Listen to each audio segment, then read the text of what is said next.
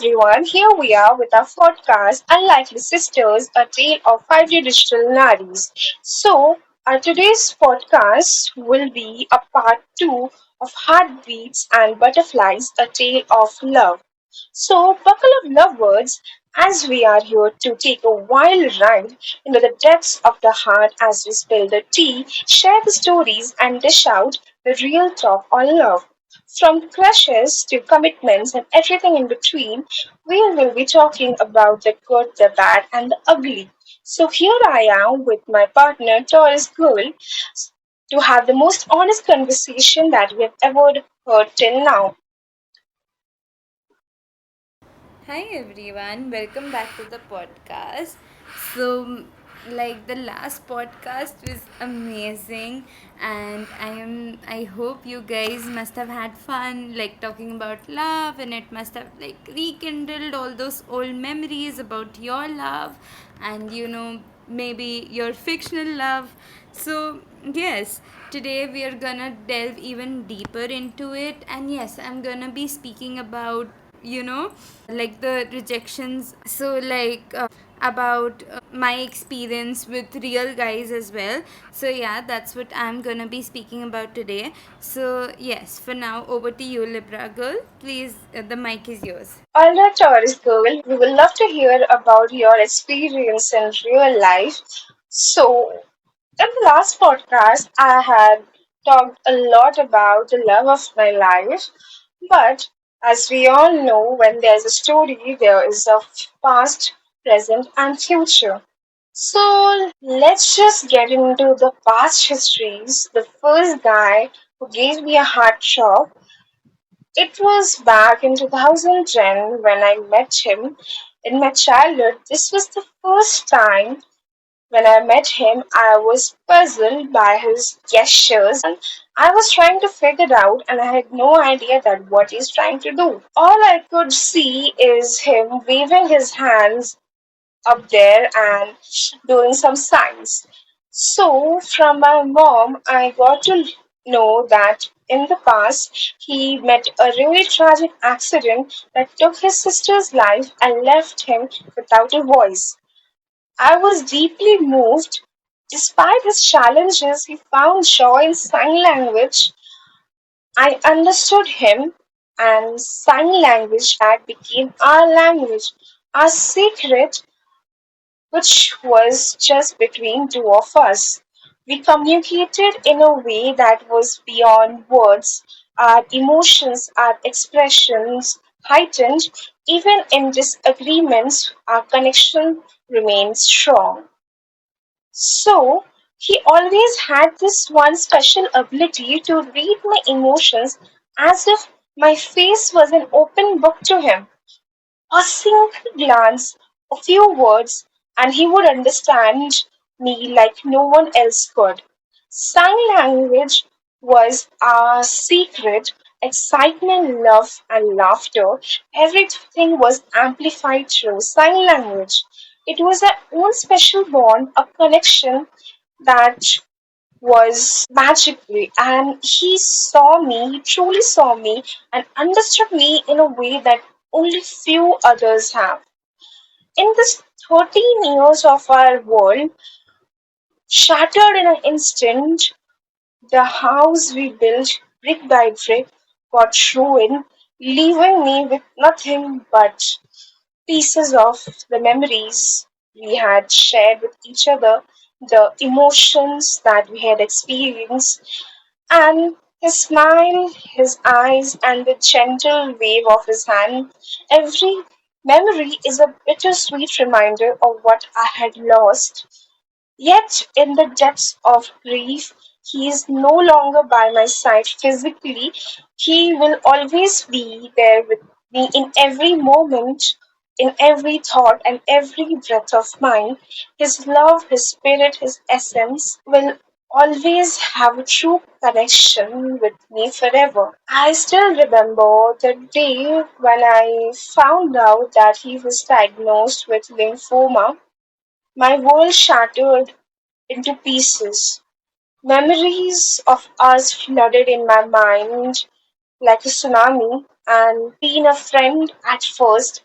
I had no choice but to put a brave face in front to support him with a big smile on my face. His last day was with me. The accident that took his life left me with a grief, a guilt that every survivor has experienced. Yet I believe that he wanted me to live a life filled with gratitude and happiness. So whenever I feel that I'm exhausted and I want some peace in my life, all I do is just rewind the voice notes. I just rewatch the videos that we had made when we were together in the childhood. He will always be the most important human being in my life forever. His presence made me carefree and adventurous, but his absence has made me stronger and more confident. Yet, to be honest, there will always be a soft spot in my heart that beats for him. To anyone who had a friend like him, like I did, I want to say that these friendships are really precious. The shelter we find in each other during our life's most difficult storms. Cherish these friendships, these bonds, and hold on to the memories you create together. So that was my insight from my first love of mine, who is now just a memory, a good memory. Whenever I recall those memories, all I get is a big smile. That's all from my side. Anything you wanna add, Taurus School, from here? That is an amazing yet an emotional story.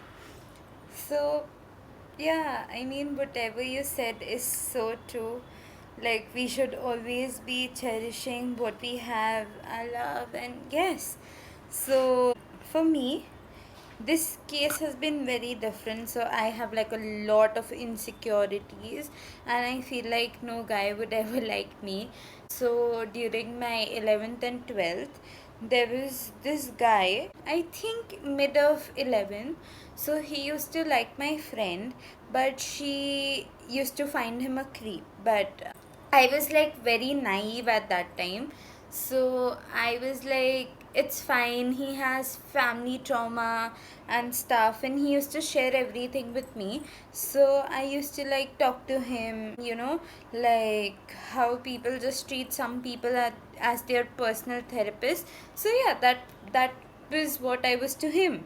So like I remember this very clearly. I was like at this wedding, and suddenly he's like, I love you. I was like, sorry, what? I mean, didn't you just tell me like yesterday that you liked my friend, but and I'm not even that pretty? So that is what he said to me. But then the next day he's like, I love you. And I was like, dude, hello, what is happening here? And that is when I first questioned, what is exactly love? Like, guys use it so casually.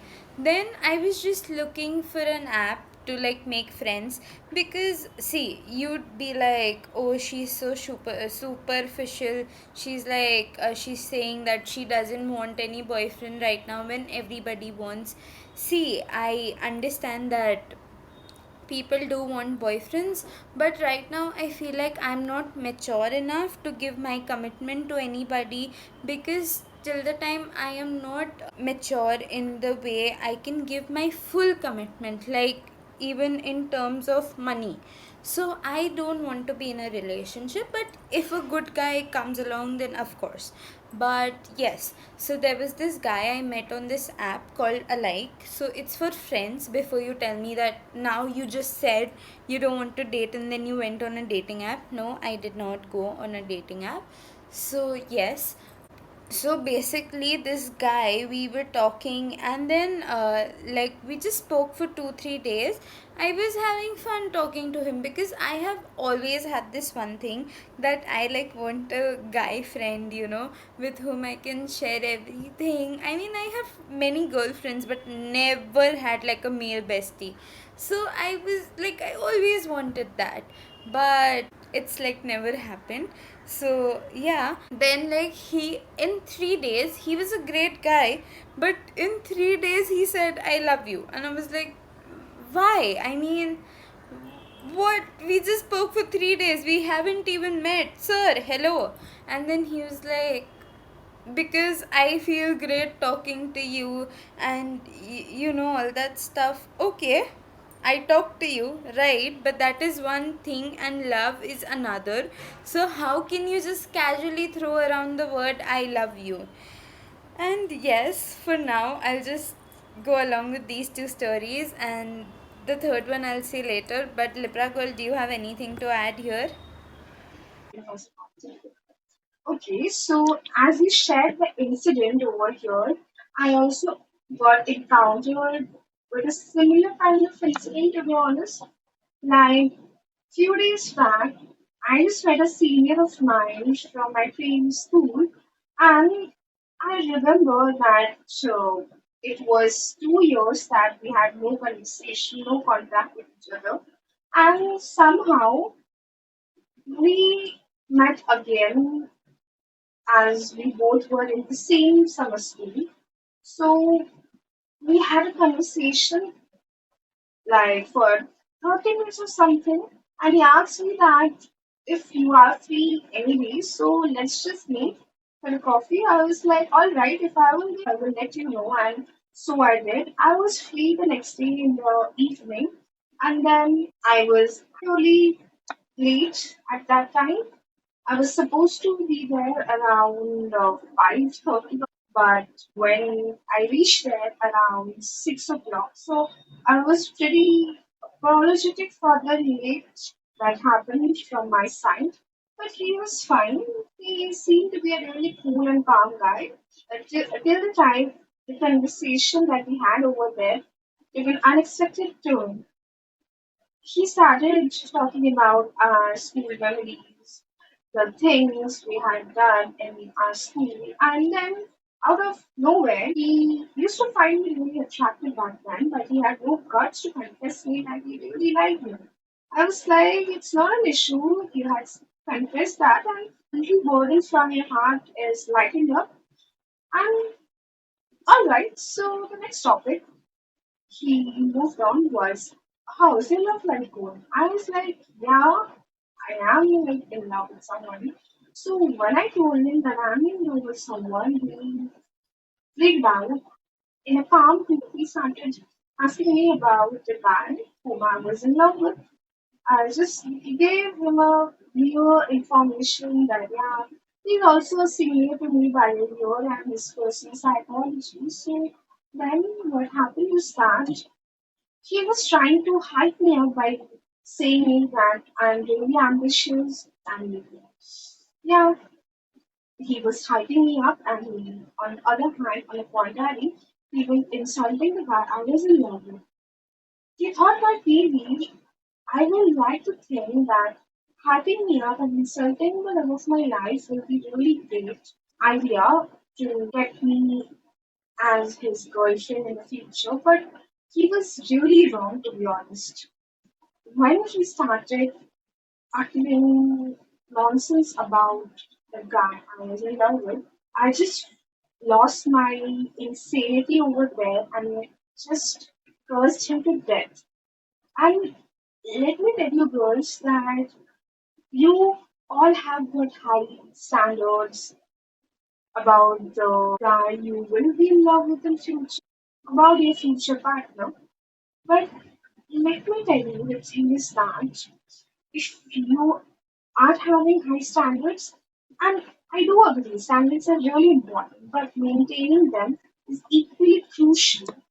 If you are in love, then you should fight for the person and stand up for what it is right.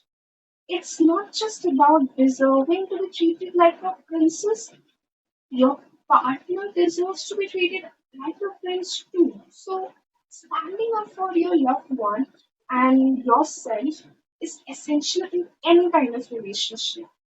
It's not just that like girls expect the guy to take a stand, but even the girl should has got the same ability to take a stand. Yes, taking a stand for your loved one is really important and even for yourself. So that was from my side. Anything you wanna add over here? Yes, I mean, I am so surprised by the audacity of men.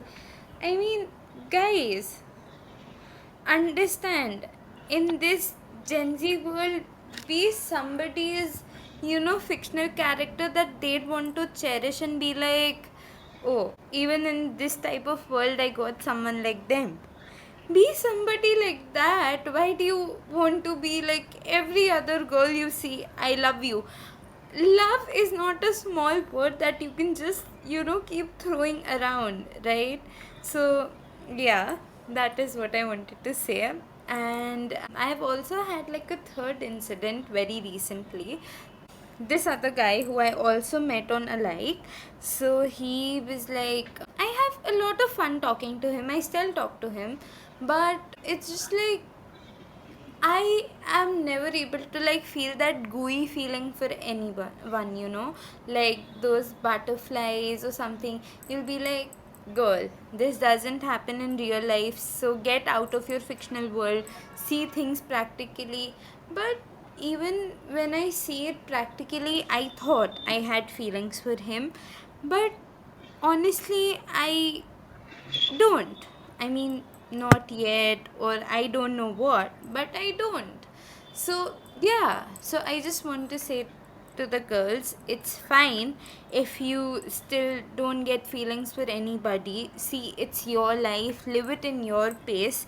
Don't compare yourself to others. Oh, so like my brother has had like 8 girlfriends or something, and he's kind of like a few months younger to me. So seeing him, I also felt like I should also have at least one, right?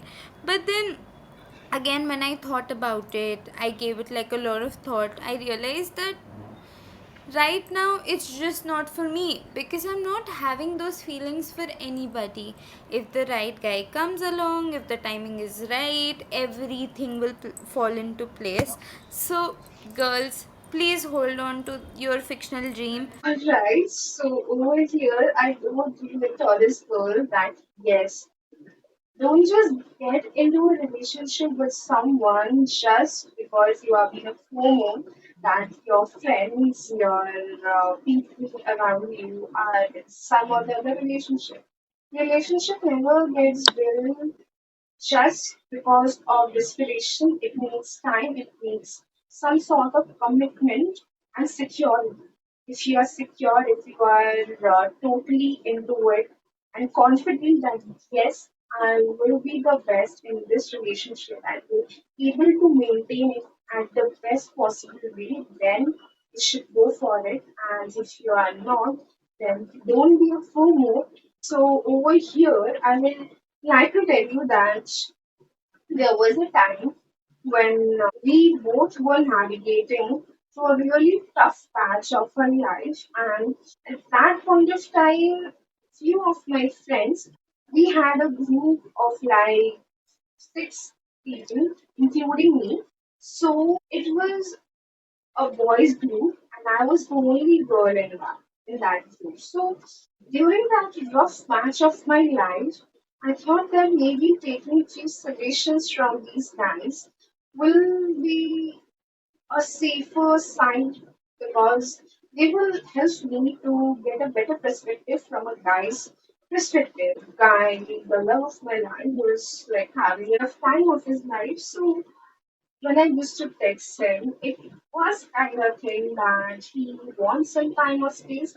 I used to think like that. I used to assume it. He never told me anything, but yeah, assumptions are always an enemy of mine. So what I did was that I took suggestions from my friends and I took their advice to heart and made them a little too literally. And I distanced myself from a daily conversation that went from daily to weekly. And he noticed that change and he pointed out that my responses had become very dry and leaving him feeling uncertain. That's when I realized that giving space doesn't mean drifting apart, it means respecting boundaries while maintaining an open communication. What, what worked for me might not have worked for him, and assumptions can be misleading. Looking back, I wish I would have thought it out instead of having tons of assumption there in my mind. If you are going through something really rough, don't be afraid to communicate openly, even if it means having a tough conversation. Fight can be an opportunity for growth, and if your bond is really strong, you will come out stronger on the other side. Don't assume, instead talk it out and work through it together. So that was from my side. And yeah, anything from you, Doris, you want to add over here? Yeah, that's all I had to add for today. So, yeah, thank you so much for tuning into the podcast. Alright, so if you guys have any more questions, any more curiosity related to this series that we had created, this was the second podcast about heartbeats and butterflies, a tale of love. If you guys want a third podcast about the same topic, so let us know in our DMs in the comments. Till then, take care, and we will meet you in the next Sunday with another exciting podcast. Stay tuned.